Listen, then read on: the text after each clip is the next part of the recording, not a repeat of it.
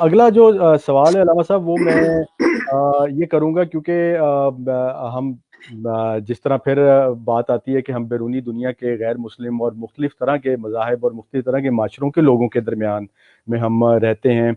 اچھا، اکثر یہ لوگوں کو کہتے سنا ہے، اور لوگ کلیم بھی کرتے ہیں، خاص طور پہ جو دوسرے غیر مسلم لوگ ہیں، اور کہ جی تمام مذاہب کے لوگ جہاں پہ یہ کلیم کرتے ہیں کہ جی ہمارا مذہب یا ہمارا عقیدہ سب سے درست ہے اور سب سے سپیریئر ہے، تو ہم نبی کریم صلی اللہ علیہ وسلم کے امتی یہ کلیم کرتے ہیں کہ ہمارا دین حق جو اللہ تعالیٰ نے نبی کریم صلی اللہ علیہ وسلم کے وسیلے سے ہم تک پہنچایا، وہ حق پہ ہے، الحمدللہ حق پہ ہے۔ لیکن اس سوال کا جواب ہم سامنے والے ایک ایسے بندے کو کیسے دیں جو یہ ماننے کے لیے تیار ہی نہیں ہے کہ ہمارا دین جو ہے وہ افضل کیوں ہے، یہ ہمارا کلیم، مسلمان کا کلیم، یہ کیوں افضل ہے؟ اس کے بارے میں ذرا ہمیں بتائیے۔ یہ بہت خوبصورت اور دلچسپ سوال آپ نے کیا۔ دیکھیں، سادی سی بات ہے کہ ایک چیز آپ مجھ سے 5 سال پہلے پوچھتے ہیں اور میں آپ کو بتاتا ہوں کہ یہ اس طرح ہے، اور 5 سال کے بعد یا 10 سال کے بعد آپ اس چیز کو نہیں مانتے اور آپ کہتے ہیں کہ میں خود سرچ کروں گا۔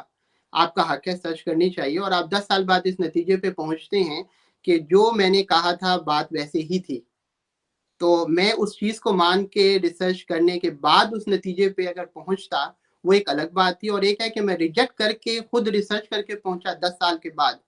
ٹھیک ہے، پہنچ آپ بھی گئے اس موقع پر، آپ کو بھی علم آ گیا، اور 10 سال پہلے مجھے بھی علم تھا، ہم علم میں برابر ہو گئے۔ لیکن کیا زیادہ حق میرا ہے کہ مجھے مانا جائے، کیونکہ میں نے تو 10 سال پہلے آپ کو وہی چیز بتا دی تھی۔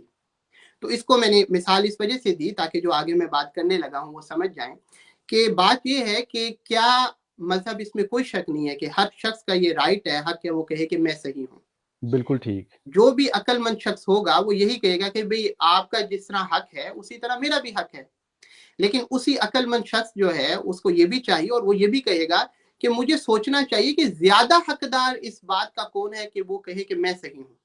درست، جی جی۔ کیا وہ دین، وہ مذہب، وہ زیادہ حقدار ہے کہ وہ صحیح مذہب ہے جس نے آپ کو ایک بات 1400 سال پہلے بتا دی تھی، یا وہ مذہب یا وہ طبقہ یا وہ لوگ زیادہ حقدار ہیں کہ وہ کہ ہم زیادہ حقدار ہیں، یہ کہیں کہ ہم صحیح ہیں، جس نے آپ کو وہی بات آج سے 100 سال پہلے بتائی ہو؟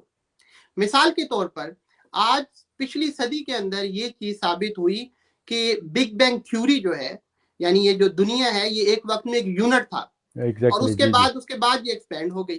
دھماکہ یہ اور پچھلی ایکسپینڈ صدی ہو گئی۔ میں 1931 میں جو ہے اس چیز کو پروف کیا گیا۔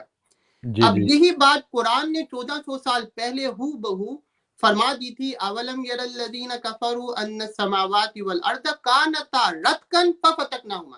اللہ پاک نے فرمایا کہ یہ جو انکار کرنے والے لوگ ہیں، کیا یہ نہیں دیکھتے کہ ہم نے اس کائنات جو تھی یہ پہلے ایک یونٹ تھا، کانتا رتقا، یہ ایک یونٹ تھا، اس کے بعد کیا ہوا؟ ففتقناہما، ہم نے اس کو پھاڑ دیا۔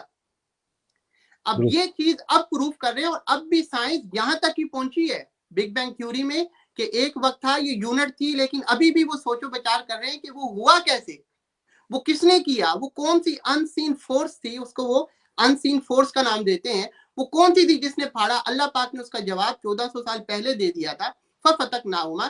تمہیں نہیں پتہ لگے گا، ففتقناہما، ہم نے اس کو پھاڑا۔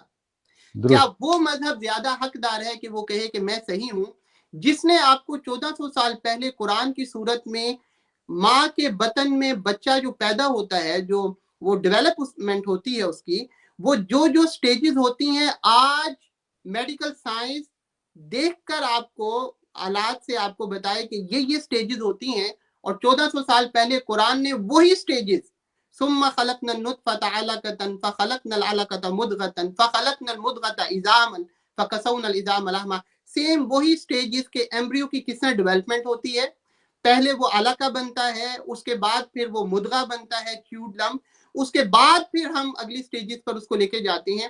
بہو سٹیجز قرآن نے 1400 سال پہلے آپ کو بتا دی۔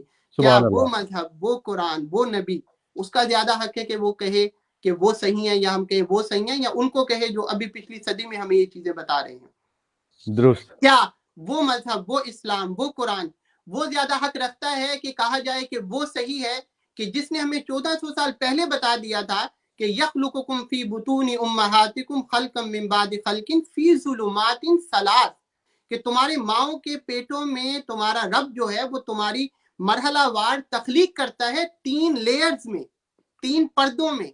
آج میڈیکل سائنس پروف کر رہی ہے کہ بچے کی جو نشو نما ہوتی ہے ماں کے پیٹ میں وہ 3 لیئرز کے اندر ہوتی ہے. تو کیا سبحان وہ اللہ، زیادہ حق نہیں رکھتا وہ مذہب اسلام جس نے ہمیں 1400 سال پہلے یہ چیزیں بتائی ہیں؟ اور بالکل آخری بالکل، بات میں ایک حدیث سے بھی کوٹ کر دیتا ہوں، آپ حیران ہو جائیں گے. آج میڈیکل سائنس جو ہے وہ ثابت یہ کرتی ہے، آپ ایمبریو کی ڈیولپمنٹ دیکھیں ذرا، آپ اس کی تصاویر دیکھیں، نیٹ پر موجود ہیں. جی جی 6 ویک کے اندر، 6 ویک پورے 42 ڈیز جب مکمل ہوتے ہیں تو 42 ڈیز میں آپ دیکھیں ایمبریو کی کیا صورتحال ہے. پکچرز موجود ہیں، گوگل پہ جائیں سرچ کریں آپ کو مل جائیں گی. میڈیکل اسٹوڈنٹس جو ان کے پاس تصاویر کتب میں موجود ہیں. 42 ڈیز کے اندر نہیں پتہ لگتا کہ ایمبریو جو ہے وہ کسی انسان کا ہے، ہیومن کا ہے، یا کسی جانور کا ہے، یا کسی اور چیز کا ہے. بالکل ایسے ہی. 42 دن گزرنے کے بعد 43ویں دن سے اس کے بعد اس کے اندر اس کی شیپ چینج ہوتی ہے اور ہونا شروع ہوتی ہے اور پتہ لگتا ہے کہ اب یہ انسان کا بچہ ہے. لیکن قربان جائیں آقا علیہ الصلوۃ والسلام پر، حضور نے 1400 سال پہلے بتا دیا تھا کہ جو ایمبریو کی ڈیولپمنٹ ہو رہی تھی اس ٹائم حضور نے کیسے بتا دیا. حضور نے فرمایا، حدیث پاک ہے، فرمایا اذا مر بالنطفۃ سنتان و اربعون لیلہ، فرمایا کہ جب ایمبریو پر، جب نطفے پر وہ جو ڈیولپمنٹ ہے 42 دن گزر جاتے ہیں، جب اس پہ 42 راتیں گزر جاتی ہیں تو پھر کیا ہوتا ہے؟ بعث اللہ ملکا فصورہا، اس کے بعد اللہ تعالیٰ فرشتے کو بھیجتا ہے اور وہ فرشتہ اس کی صورت بنا دیتا ہے. سبحان اللہ، پھر اس کے سبحان بعد اللہ، آگے آقا علیہ الصلوۃ والسلام نے فرمایا صرف صورت نہیں بلکہ فرمایا کہ اس کی آنکھیں بنا دیتا ہے، اس کے کان بنا دیتا ہے، اس کی جلد بنا دیتا ہے، اس کی ہڈیاں، اس کا جو گوشت ہے وہ اس کو شیپ دے دیتا ہے. اب آقا علیہ الصلوۃ والسلام کو یہ چیزیں کس نے بتائیں؟ یقینی بات ہے کہ جس رب نے ہمیں تخلیق کیا ہے، جو تخلیق بطن مادر میں، ماں کے پیٹ میں جو تخلیق کرتا ہے، اسی نے یہ سب کچھ بتایا ہے. سبحان تو اللہ. کیا وہ نبی، وہ اسلام، وہ مذہب، کیا وہ دین زیادہ حق رکھتا ہے کہ اس کو کہا جائے وہ صحیح ہے، یا یہ چیزیں جنہوں نے ہمیں آج بتائی ہیں ہم کہیں کہ یہ مذہب یا یہ طبقہ یا یہ لوگ صحیح ہیں؟ تو لہذا اس میں مسلمان کو بڑا فخر کرنا چاہیے کہ اللہ پاک نے ہماری نسبت ہمارا تعلق ایسے مذہب، ایسے دین سے رکھا کہ جو اللہ پاک نے جس کو پسند فرمایا ہے. سبحان اور ہمیں اللہ، چاہیے کہ ہم اپنے کریکٹر کو ڈیولپ کر کے لوگوں کو بھی اپنے عمل کے ذریعے اس طرف لے کر آئیں. سبحان اللہ، سبحان اللہ. علامہ صاحب، یہ ایک اتنی مفید معلومات، جامع معلومات، اور جس طریقے سے آپ نے مثال کے ساتھ اور ایک ایویڈنس کے ساتھ بتایا ہے، یہ مجھ جیسے کئی ایسے لوگ ہوں گے جو اس کو دیکھ رہے ہوں گے کہ ان کو یہ بات اب سمجھ میں آئی ہوگی اور دوسروں کو سمجھانے میں بھی اس میں آسانی ہوگی.